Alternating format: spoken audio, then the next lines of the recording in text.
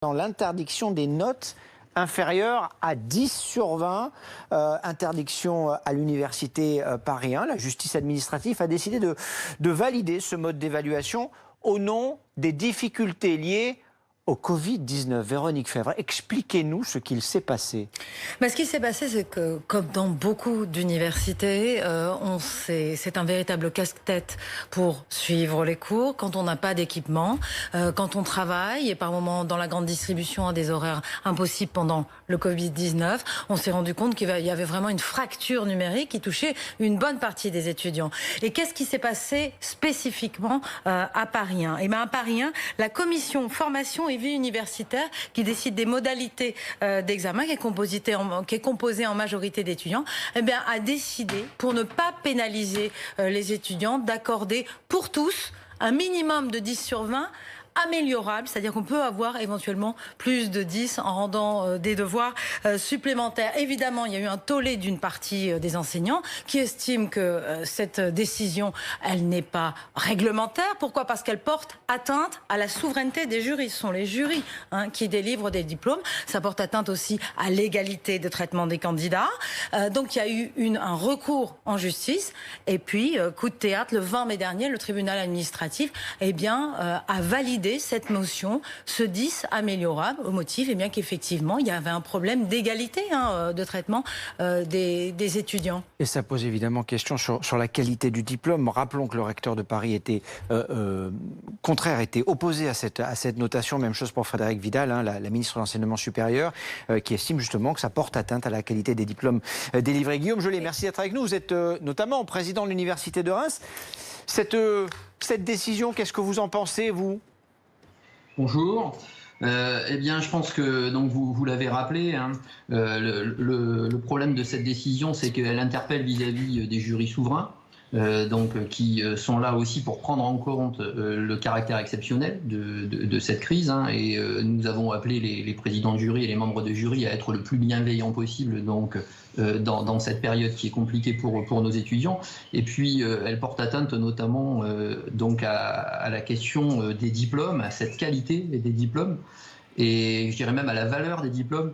Et ce qui interpelle, c'est que défendre la valeur des diplômes, c'est aussi défendre les étudiants qui ont le plus besoin de ce diplôme, pour s'en servir d'ascenseur social. C'est donc, en quelque sorte, défendre les étudiants les moins favorisés. Et donc, c'est extrêmement pour nous, à l'université, qui avons dans notre population étudiante un grand nombre d'étudiants boursiers, un sujet qui est un sujet extrêmement important. Donc, je ne pense pas que cette décision soit dans l'intérêt des étudiants, même si les étudiants l'ont défendue peut-être en pensant bien faire. Elle est en tout cas sûrement pas dans l'intérêt des étudiants, et elle n'est pas dans l'intérêt non plus des établissements, parce qu'elle nuit un petit peu à leur image, à leur réputation, et puis surtout, elle méconnaît l'investissement exceptionnel de tout le corps enseignant et administratif dans cette période qui a on va dire vraiment essayer d'assurer cette continuité pédagogique de son mieux, dans des conditions difficiles. Vous avez parlé en début de sujet de la fracture numérique. C'est vrai que c'est une réalité, cette fracture numérique. Mais ce qu'il faut aussi savoir, c'est que les universités ont mis tout en œuvre pour essayer de combler cette fracture numérique. Quand elles ont pu le faire, et elles identifient les étudiants qui sont dans cette situation et qui le sont restés. Et il existe des mesures exceptionnelles pour les étudiants empêchés, de sorte à pouvoir leur assurer à nouveau une passation de diplôme. Donc on va dire que le contexte qui est exceptionnel nécessitait des mesures exceptionnelles, mais sûrement pas en dévalorisant la valeur des diplômes, qui est vraiment quelque chose de pénalisant pour les étudiants. Guillaume Jollet, en quelques mots, s'il vous plaît, ce qu'il s'est passé à Paris 1, est-ce que ça peut se reproduire dans d'autres universités en France, y compris à Reims ? Alors, franchement, je ne pense pas, parce que je pense qu'il y a vraiment un caractère qui est un caractère exceptionnel à cette délibération de la CFVU. Toutes ces choses se sont passées dans le dialogue entre les équipes pédagogiques et les représentants des étudiants dans la plupart des universités, et beaucoup de décisions ont été adoptées à l'unanimité, dans les modifications de contrôle des connaissances par les instances universitaires. À Reims, c'est une très très large majorité qui a adopté les nouvelles modalités de contrôle des connaissances. Je crois que les étudiants sont en capacité de comprendre que leur intérêt est de préserver la valeur du diplôme donc, et l'image des établissements dans lesquels ils effectuent leurs études.